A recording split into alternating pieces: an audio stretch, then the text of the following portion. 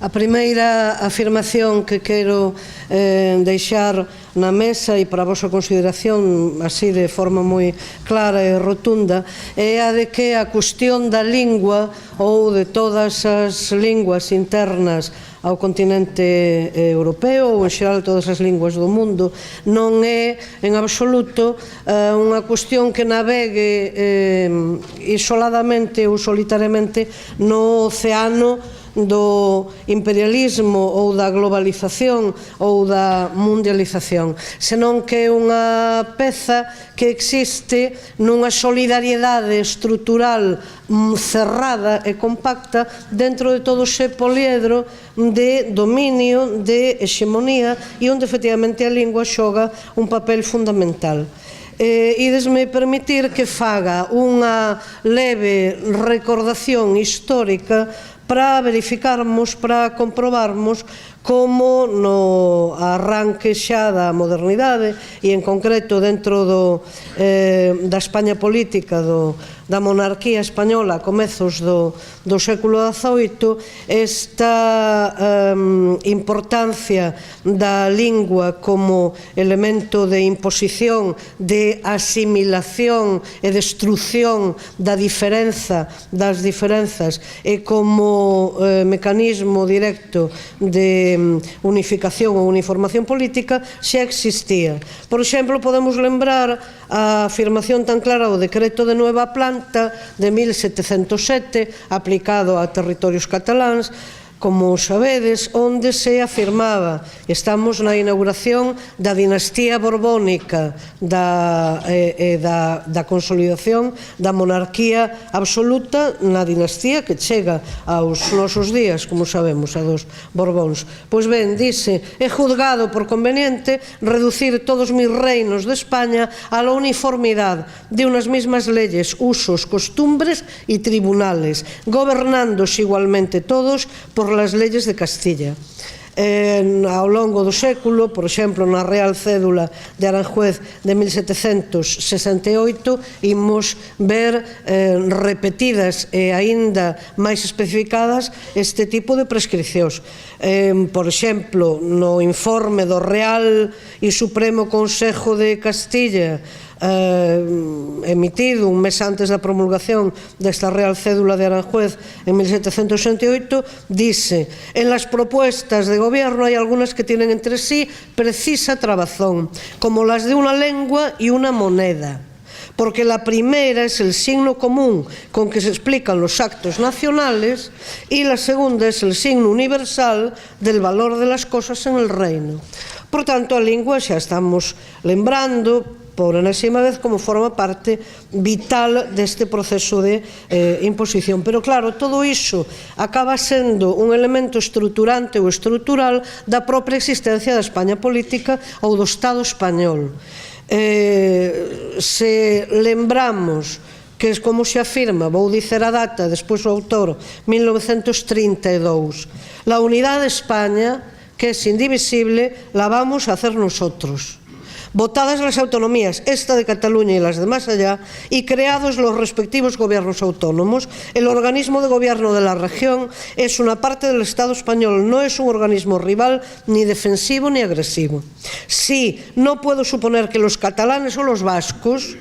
o quien fuera autónomo en España, aí debemos de estar nós, debemos de estar nesa especie de rocho ou de recuncho. No puedo suponer que los catalanes o los vascos o quien fuera autónomo en España puedan dejar de hablar en castellano.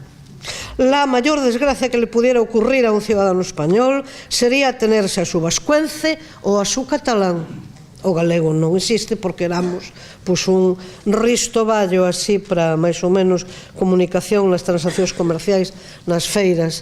para a compra e venda de patacas, cebolas e demais produtos da horta, non? E idioma por aí, xa nin sequera asistimos a título nominal. Ben, isto non é un elemento de extrema dereita, quen o proferiu, pois nada menos que don Manuel Azaña en sesión de Cortes o 9 de setembro de 1932. Ben, de aí chegamos á Constitución española vixente que proclama que el castellano es la lengua oficial, española, perdón, oficial del Estado, todos los españoles tienen el deber de conocerlo y el derecho a usarlo. Un tipo de prescripción hiperdeterminada que non sequer existe nunha constitución tan centralista como a francesa ou onde non existe constitución escrita como nos Estados Unidos de Norteamérica, pero si existe toda unha imposición do inglés de facto no seu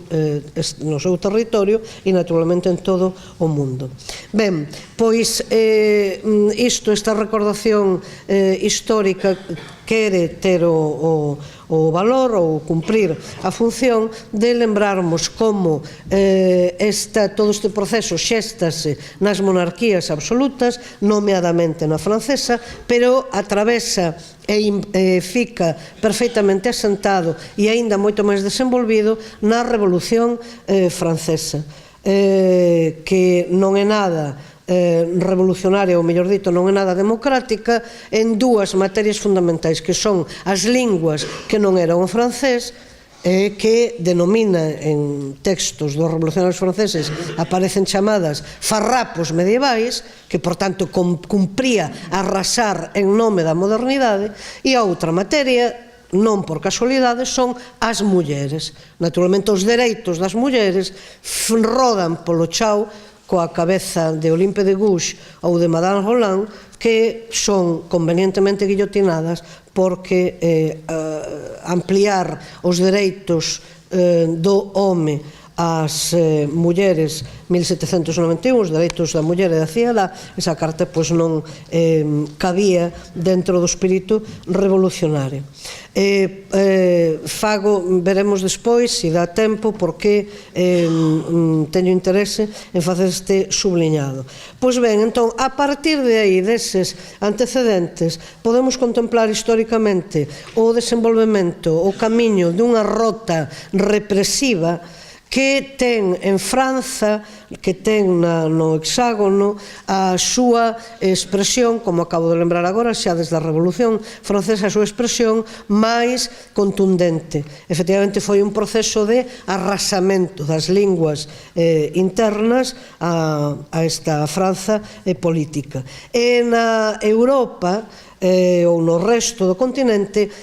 no reverso agora desta situación, tamén anotamos unha rota liberadora ou normalizadora. E entón, como históricamente acadou un estatuto de normalidade o noruegués liberándose da tutela ou da imposición do dinamarqués, o finés a respeito do sueco, o checo ou o húngaro a respeito do alemán ou o polaco a respeito do ruso, do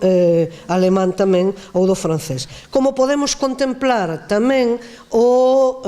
experimento falido ou o caso falido dunha Irlanda da que deberíamos tomar moi boa conta nós, galegas e galegos, porque no declive brutal do gaélico, a pesar desde 1920, 21, 22 ser declarado o gaélico irlandés lingua oficial do Estado recén constituído, non deu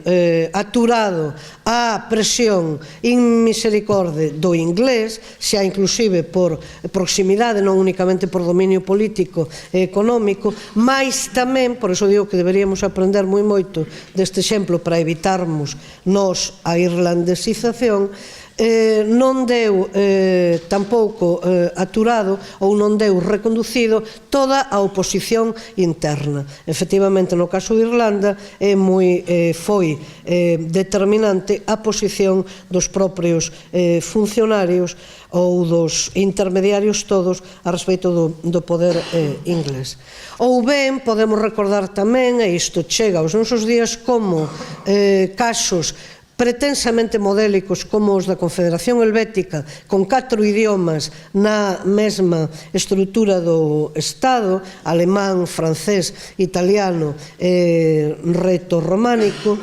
é exemplo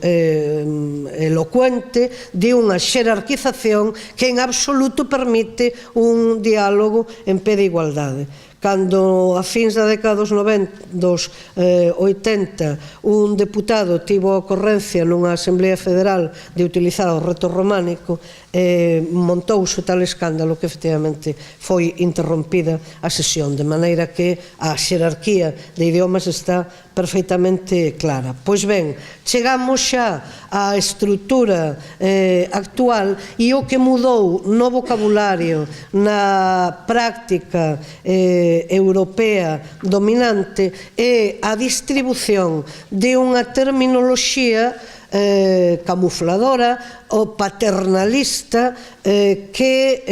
mantendo clara a hexemonía das linguas oficiais dos Estados e o papel destes como xendarmes das súas situacións interiores, por tanto, no noso caso, a dominancia absoluta do español como policía constante a respecto do galego, do catalán e do vasco, vai, porén, distribuir unha nova